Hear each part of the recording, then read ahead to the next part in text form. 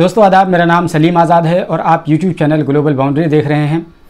2024 के general election से पहले ही महागठबंधन तैयार हो गया है।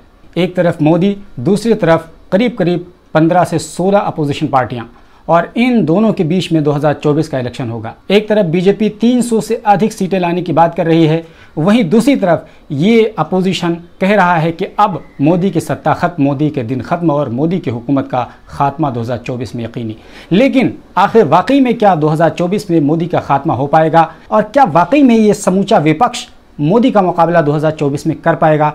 तो इसी के बारे में इस वीडियो में बातचीत करेंगे। जैसा कि आप सब जानते हैं कि बीते 23 जून सन 2023 को बिहार की राजधानी पटना में नीतीश कुमार की अगुवाई में पूरे देश की करीब करीब 16 बड़ी पार्टियों के लीडरों ने एक साथ मिल बैठ करके एक रणनीति तैयार की है 2024 के जनरल इलेक्शन के लिए, और मोदी को हराने का संकल्प लिया है। आइए आपको उन 16 पार्टियों और उनके बड़े लीडरों के नाम बताते हैं जिन्होंने एक साथ मिल करके 2024 की रणनीति तैयार की है। उनमें जैसा कि आपको पता है कि नीतीश कुमार की अगुवाई में ये पूरी कार्रवाई हुई है। तो सबसे पहले जेडीयू यानी नीतीश कुमार वहाँ मौजूद थे, और उसके बाद आरजेडी तेजस्वी यादव, टीएमसी ममता बनर्जी, और एनसीपी की तरफ से शरद पवार, आम आदमी पार्टी की तरफ से केजरीवाल, और डीएमके की तरफ से एमके स्टालिन, समाजवादी पार्टी की तरफ से अखिलेश यादव, और इसी तरीके से उद्धव ठाकरे भी मौजूद थे, उनकी दूसरी पार्टी हो गई है। पीडीपी की तरफ से महबूबा मुफ्ती, नेशनल कॉन्फ्रेंस की तरफ से उमर अब्दुल्ला, ये दोनों जम्मू कश्मीर के हैं। सीपीआई की तरफ से डी राजा, सीपीएम की तरफ से सीताराम येचूरी, और सीपीआई-एमएल की तरफ से दीपांकर भट्टाचार्य, और एआईयूडीएफ की तरफ से बदरुद्दीन अजमल, और कांग्रेस की तरफ से राहुल गांधी, मल्लिकार्जुन खड़गे शामिल हुए थे, और जेएमएम की तरफ से यानी झारखंड मुक्ति मोर्चा की तरफ से हेमंत सोरेन शामिल थे। तो इस तरीके से कुल 16 बड़ी पार्टियां और उनके लीडरान एक साथ मिलकर के बैठे। लेकिन सबसे बड़ी बात यह है कि कई सारी पार्टियां इसमें शामिल नहीं हुई। आगे हम उसका जिक्र करेंगे कि क्यों नहीं हुई और आखिर उनके ना होने से क्या कुछ नुकसान हो सकता है। लेकिन सबसे पहले आपको यह बता दें कि आखिर इस 3 घंटे की मीटिंग में क्या कुछ हुआ। तो दरअसल 3 घंटे की मीटिंग में एक खाका तैयार किया गया कि 2024 में आखिरकार नरेंद्र मोदी को कैसे हराना है, बीजेपी को सत्ता से कैसे बेदखल करना है। इसके लिए अलग अलग तरीके के फार्मूले सुझाए गए। एक फार्मूला तो सबसे अहम अखिलेश यादव की तरफ से ये सुझाया गया कि जितने भी स्टेट्स हैं उन तमाम स्टेट्स में जो भी पार्टियां प्रभावी तरीके से अपना कार्यक्षेत्र रखती हैं उन्हीं को अगवा माना जाएगा, और बीजेपी के कैंडिडेट के मुकाबले तमाम समूचा विपक्ष का केवल एक ही कैंडिडेट खड़ा होगा।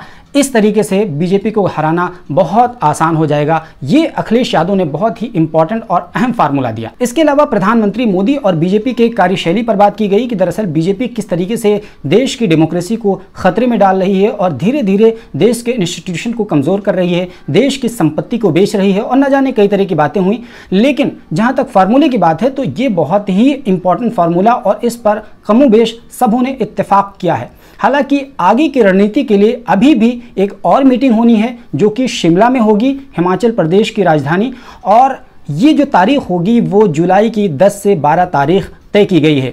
इस तरीके से मल्लिकार्जुन खड़गे इसकी अगुवाई करेंगे, और वहां पर और ज्यादा तस्वीर साफ होकर के आएगी कि ये समूचा विपक्ष मोदी के मुकाबले में किस तरह की रणनीति अपनाता है और कैसे मोदी का 2024 में मुकाबला करता है। ये तो रहा इस मीटिंग का खुलासा। लेकिन इस मीटिंग के साथ साथ कुछ चुनौतियां भी नत्थी हो गई हैं, और वो चुनौतियां इतनी ज्यादा इंपॉर्टेंट हैं कि अगर उन चुनौतियों को एड्रेस नहीं किया गया तो फिर ये ख्वाब ही रह जाएगा।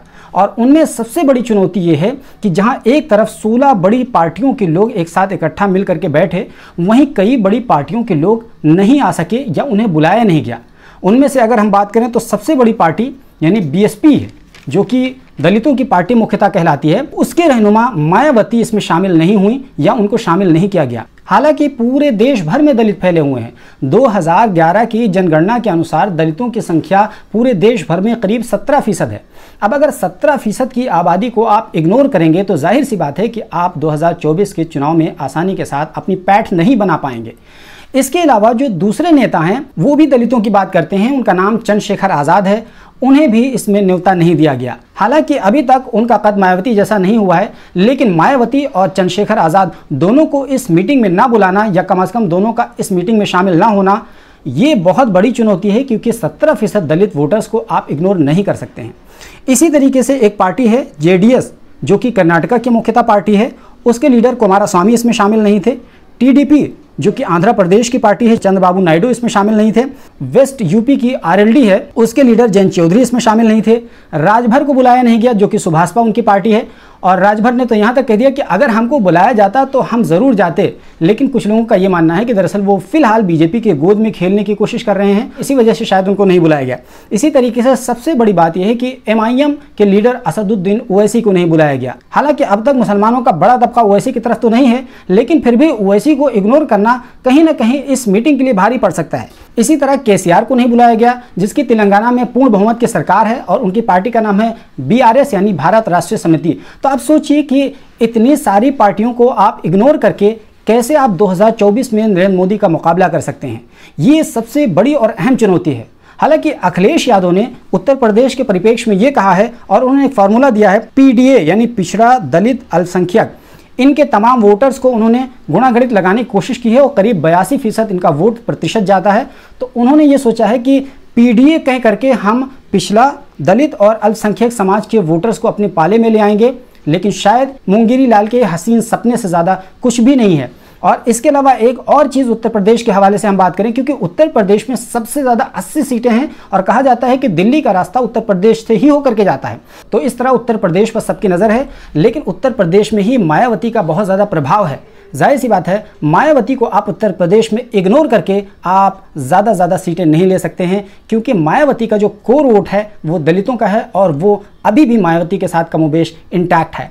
तो इस तरीके से और एक साथ और चुनौती उत्तर प्रदेश में अखिलेश यादव के साथ यह है कि अभी बीते दिनों उत्तर प्रदेश के कार्यालय पे अखिलेश यादव के एक पोस्टर लगाया गया जिसमें तमाम लीडरों का चेहरा शामिल था सिवाय कांग्रेस पार्टी के। तो इस तरीके से अखिलेश यादव की पार्टी ना मायावती को यहाँ पर चाह रही है और ना ही कांग्रेस को चाह रही है। तो क्या अखिलेश यादव के अंदर इतनी हिम्मत है या उनकी इतनी ताकत है उत्तर प्रदेश में कि वो पूरे 80 की 80 सीटों पर अपना प्रभाव जमा सकेंगे? शायद ये बात ठीक नहीं है, लेकिन अखिलेश यादव बड़ा भाई बनने की उत्तर प्रदेश में जरूर कोशिश कर रहे हैं। वो तो आने वाले दिनों में क्लियर हो जाएगा कि अखिलेश यादव फिसड्डी साबित होते हैं या किंग साबित होते हैं।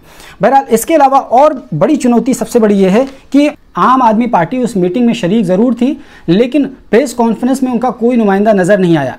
दरअसल आम आदमी पार्टी ने एक तरीके से कांग्रेस को ब्लैकमेल करना शुरू कर दिया है और वो ब्लैकमेलिंग ये है कि जो दिल्ली में एडमिनिस्ट्रेशन से संबंधित जो सुप्रीम कोर्ट का फैसला आया था केजरीवाल की सरकार के हित में, जिसको बीजेपी की सरकार ने ऑर्डिनेंस ला करके पलट दिया था, उसके बारे में आम आदमी पार्टी ने यह कहा है कि अगर कांग्रेस राज्यसभा में हमारे फेवर में वोट नहीं करती है तो अगली मीटिंग में आम आदमी पार्टी का शामिल होना मुश्किल है। और सबसे बड़ी बात यह है कि आखिर नरेंद्र मोदी के सामने विपक्ष की ओर से पीएम का चेहरा कौन होगा? क्या राहुल गांधी चेहरा होंगे और राहुल गांधी को सारा विपक्ष एक्सेप्ट करने के लिए तैयार होगा? ये सबसे बड़ा और अहम सवाल है, क्योंकि नीतीश कुमार इस मोर्चा के कन्वीनर निकले और नीतीश कुमार ही क्या, इसके अलावा कई सारे लोगों के मन में लड्डू फूट रहा होगा पीएम के लिए। तो जाहिर सी बात है पीएम का चेहरा इतना आसानी के साथ समूचा विपक्ष डिक्लेयर नहीं कर सकता है। यह सबसे बड़ी चुनौती है, क्योंकि सबको याद है कि जब देश में 1975 में इमरजेंसी लगी थी और उसके करीब 2 साल बाद 1977 में इलेक्शन हुआ था और मोरारजी देसाई प्रधानमंत्री बने थे, लेकिन जो बाद में करीब 2 साल ही वो गठबंधन चल पाया था और उसी वजह से वो टूटा था, क्योंकि कई सारे लोग उसमें प्रधानमंत्री पद के दावेदार निकल खड़े हुए थे।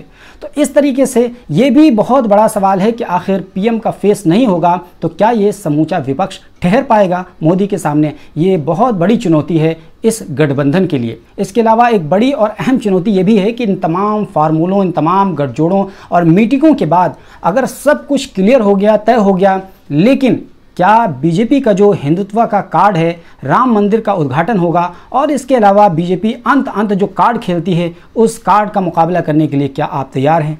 सबसे बड़ा सवाल है। यही वजह है कि बीजेपी आश्वस्त है अपनी जीत को लेकर के, अपोजिशन को मायावती के माध्यम से तंज करवा रही है। मायावती ये कह रही हैं कि दिल मिले ना मिले हाथ मिलाते रहिए, यानी साफ है कि मायावती बीजेपी की गोद में खेलने की तैयारी कर रही हैं। तो दोस्तों ये तमाम तरह के अपडेट्स थे। आपको इन तमाम अपडेट्स पर क्या कुछ कहना है? कमेंट बॉक्स खुला हुआ है, मोस्ट वेलकम। चैनल पर नए आए हैं तो सब्सक्राइब कर लीजिए, घंटी ज़रूर दबा दीजिए, ऑल का ऑप्शन चुन लीजिए ताकि जैसे ही वीडियो अपलोड हो फ़ौरन इसकी जानकारी आपको मिल जाए।